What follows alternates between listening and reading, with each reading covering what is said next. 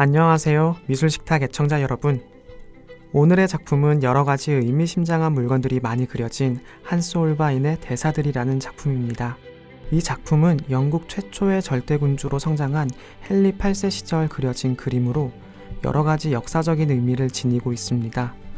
절대자로 군림했던 헨리 8세는 16세기 전성기를 누리던 스페인의 공주 아라곤의 캐서린과 결혼을 했습니다. 혼인 동맹을 통해 영국을 강대국의 지위로 드높이려 한 의도였죠. 그러나 부자 계승이 원칙이던 시절, 캐서린은 딸 한 명만을 출산한 이후 계속해서 임신과 유산을 반복하게 되었고 아들을 기다리던 헨리 8세는 지치고 맙니다. 헨리 8세는 눈을 돌려 새로운 왕비를 찾으려 했습니다. 그리고는 캐서린에게 이혼을 강요합니다. 당시 영국의 종교는 공식적으로 로마 교황청을 따르는 카톨릭이었습니다. 카톨릭은 이혼을 엄격히 금지했는데요.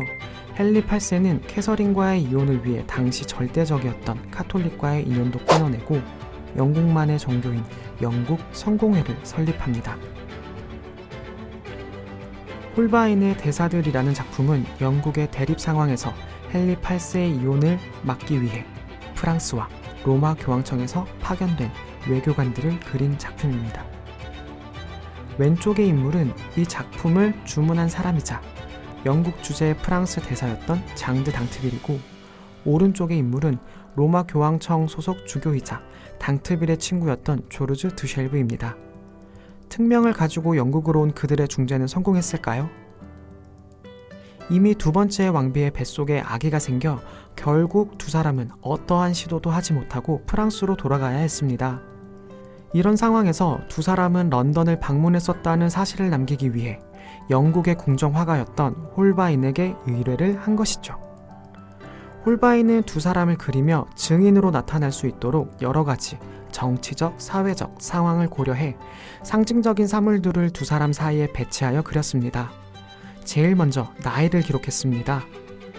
당트빌이 들고 있는 단검에는 29라는 숫자를, 드쉘브의 오른쪽 팔꿈치 아래 책에는 25라는 숫자를 적어두었습니다.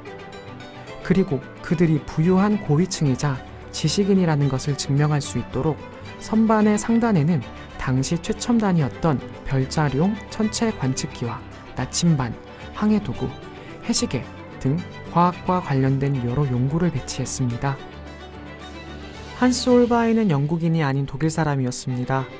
독일의 그림 스타일은 매우 사실적이고 정교한 묘사를 특징으로 하는데요. 지금까지 설명한 홀바인의 그림에서도 그러한 특징이 잘 나타납니다. 이외에도 작품 하단의 지구본을 확대하면 유럽과 아프리카 대륙 일부가 초보적이지만 나름 사실적으로 그려진 것을 통해 당시 신항로 개척과 함께 세계관이 확장되었음을 알 수 있습니다. 등장하는 사물들은 여러 가지 의미를 지니고 있기도 합니다. 오른쪽 아래에는 기타처럼 생긴 악기와 악보가 펼쳐져 있습니다. 류트는 조화로운 음색을 지니고 있어 화합, 평화를 의미한다고 합니다. 그런데 자세히 보면 류트의 줄이 끊어져 있습니다. 당트빌과 드쉘브의 임무였던 중재가 성공하지 못했고 가톨릭과 신교의 대립이 더욱 거세지게 되었음을 설명하는 것이죠. 결과적으로 대립되는 상황을 홀바인은 담고 싶었나 봅니다. 반대로 류트 아래 성가집의 악보는 두 교리가 화합하기를 바라는 작가의 희망처럼 보입니다. 마치 성가대의 존재 목적인 따뜻한 성가의 목소리로 하나 되자라는 의미처럼 말이죠. 바닥에는 길게 늘어진 특이한 형태가 보이는데요. 고개를 뒤로 살짝 꺾어 눈을 흘겨보면 바닥의 형태가 점점 해골처럼 보이기 시작합니다. 초상화의 해골이라니, 독일 지역에서부터 유행하던 메멘토 모리의 일종입니다.